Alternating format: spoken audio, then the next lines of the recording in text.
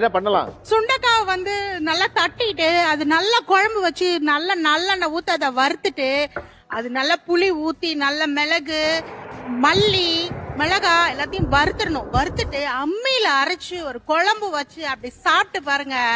இன்னைக்கு இல்ல என்னைக்குமே எனக்கு அதுதான் வேணும்னு கேப்பீங்க. அந்த மாதிரி இருக்கும் சுண்டக்காய். உங்களுக்கு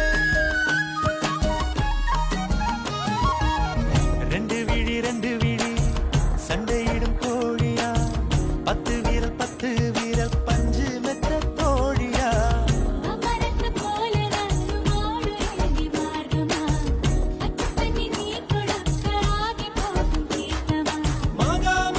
குளமே என் மனசு கேட்ட முகமே, நவா பழ நிறமே என்ன நறுக்கி போட்ட நகமே.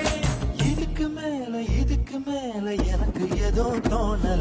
தாவணி போட்ட தீபாவளி